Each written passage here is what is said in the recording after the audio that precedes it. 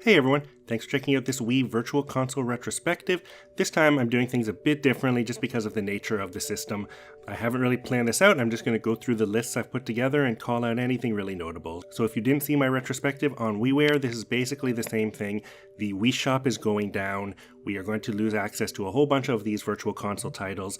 I know a lot of people don't really care because they're digital and you can emulate all of these, but I still think it's important for some people to know that this stuff is going down that might want to get it. So I'm going to go through this. A lot of this stuff has been ported to the Wii U, so I'm going to call out the stuff that's only available on Wii. And let's get right into it. The first big system, obviously the NES. So there were about 100 games released for the NES on Wii. Some of them great, there's some big omissions from the library, but when you only get 1/7 of the library, you can expect that.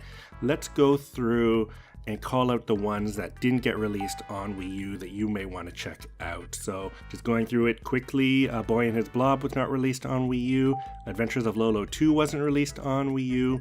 Biomiracle Bokute Opa, I'm not sure if I'm saying that right. That was an import Famicom title that was released over here. That's not on Wii U, so definitely worth checking out. Blades of Steel, one of my favorite sports games ever, is not available on Wii U, but is on Wii. Apparently same with Bubble Bobble and Burger Time if you're into those. Faxanadu, actually, I know a lot of people really love that game, the original Final Fantasy, and to follow up on Final Fantasy, King's Knight, which is this kind of Final Fantasy style shoot 'em up by Square from back then, definitely interesting. Another import title, Ninja Jaja Marukan, so if you're into getting import stuff, definitely look that one up. Princess Tomato and the Salad Kingdom, a really rare NES game and an interesting visual novel adventure style game, definitely worth checking out. Star Soldier, which is pretty notable for being the first in the Star Soldier series, which went on to have a bunch of great turbo-grafx sequels. The original Teenage Mutant Ninja Turtles was on Wii, but I think it's been delisted now. Same with Yoshi's Cookie, and then there's 5 or 10 more that aren't really worth mentioning. So that's mostly the really notable stuff that didn't come out on Wii U. You can still get the Wii U stuff until that store goes down, but this stuff is basically the stuff you might want to check out now if you're into downloading Virtual Console games. Let's move on to the SNES. Looks like about 70 games released here. Again, I'm only going to go through the notable ones that didn't come out on the Wii U.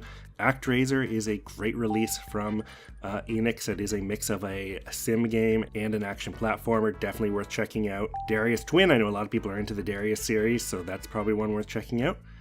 Another import, Do Re Mi Fantasy, Milan's Doki Doki Adventure. This is actually the sequel to Milan's Secret Castle. It's a lot better than that game. Definitely worth checking out if you're into import titles that never came out over here. Looks like a lot of the Final Fantasy stuff didn't come out on Wii U, so Final Fantasy 2, 3, and Mystic Quest. Ghoul Patrol, which is the sequel to Zombies Ate My Neighbors, definitely worth checking out. Same with Gradius 3. Indiana Jones Greatest Adventures, a Factor 5 game by the people who made the Super Star Wars series. Definitely worth checking out if you're into those. Kirby's Avalanche is a puzzle game with Kirby, so if you're into the Kirby series, that's one you might be interested in. Ogre Battle, The March of the Black Queen is a really cool strategy RPG by Enix. That's not available on Wii U, and it's a really rare title, so definitely worth checking out. R-Type 3, The Third Lightning, used to be on Wii. I believe it's been delisted, so that's not available anywhere, which is a shame because that's a great title. Same with SimCity, so that's a shame because that's a great NES title that's, I guess, no longer available. Secret of Mana, probably the best action RPG on the console, is still available on Wii, but not Wii U. And Super Adventure Island 1, 2, and Super Bonk, 3 great games by Hudson that are only available on Wii.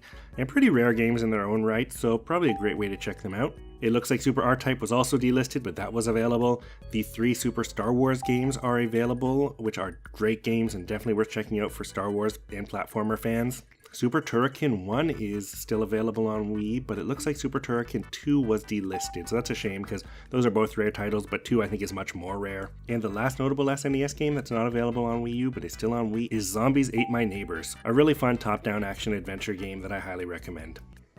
Let's finish off the Nintendo stuff by moving on to the N64. A few titles here for N64 that came out on Wii but not Wii U, and some pretty surprising ones. First one, Bomberman Hero, which is definitely worth checking out. I think the rarest of the 3 Bomberman games for 64. Cruisin' USA, which is just a fun game, but the port is pretty bad. Pokemon Puzzle League, which is great for Pokemon fans. And Super Smash Bros., which I'm amazed that hasn't come out on Wii U. Maybe it has by now, but not according to my list. So definitely check out those games if you're interested. There's a whole bunch of other N64 games still available on Wii U. Moving into the Sega stuff, none of this is available on Wii U, and there's some really great titles. So looks like there's still about 15 Master System games available. I know a lot of people didn't get into the Master System, but there are some great games here worth checking out.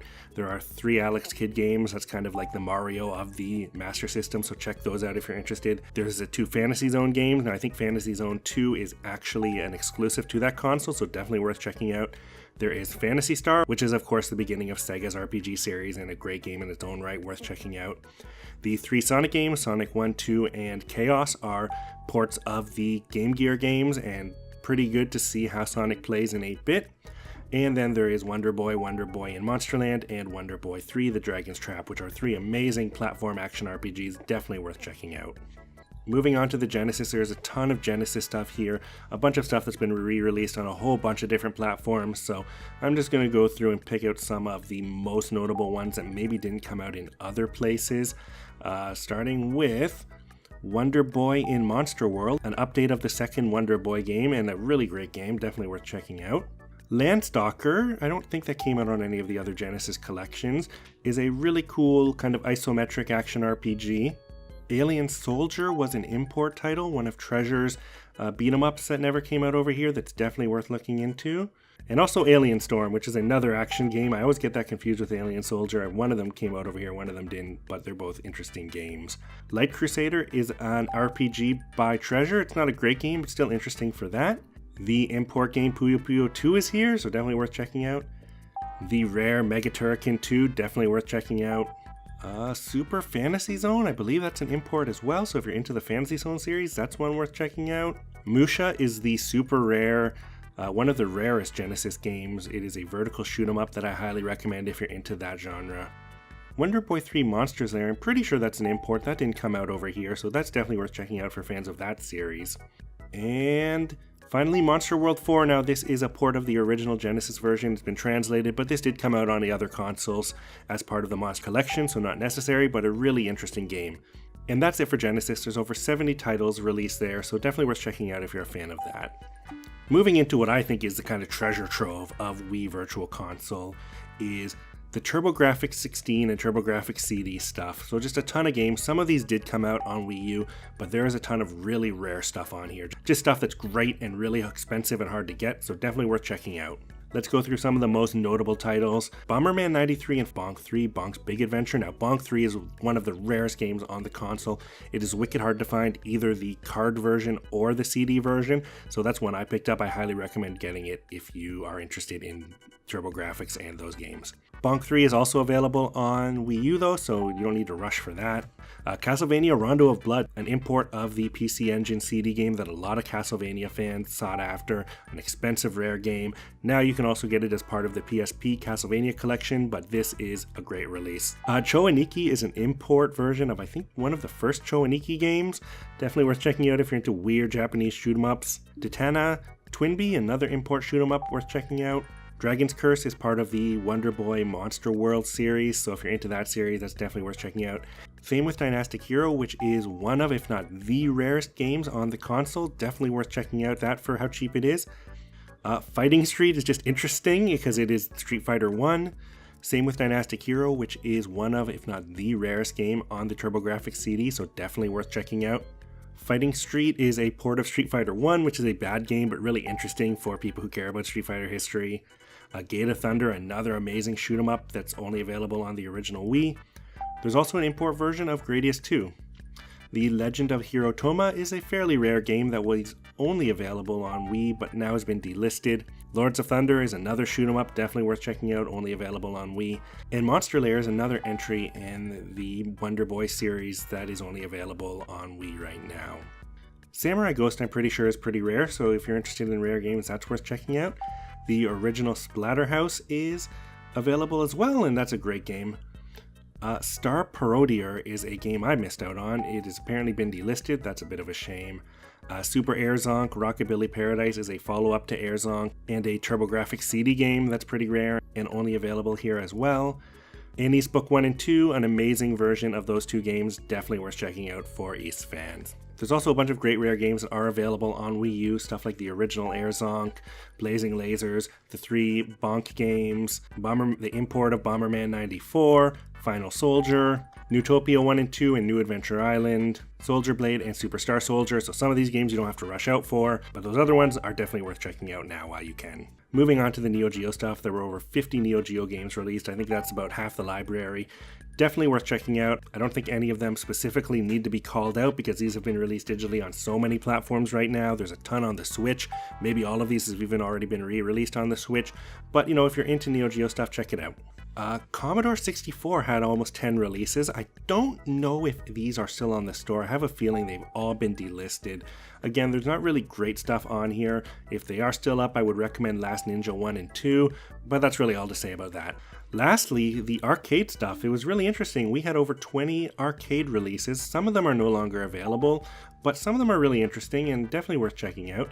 The original arcade ports of Ninja Gaiden and Rygar for one, the original arcade version of Shinobi, and Wonder Boy and Monsterland.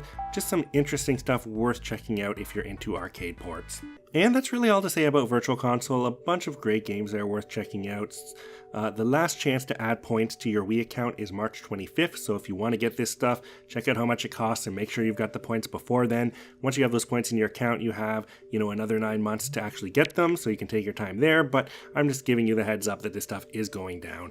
Thanks for checking out this video. Check out my other retrospectives if you're interested. I've already covered quite a few consoles and I plan to cover a bunch more. Next up is going to be the latest 3DS retrospective, and then I'm going to get to PS1 and NES. So subscribe and look forward to that stuff. I'll see you later. Thanks.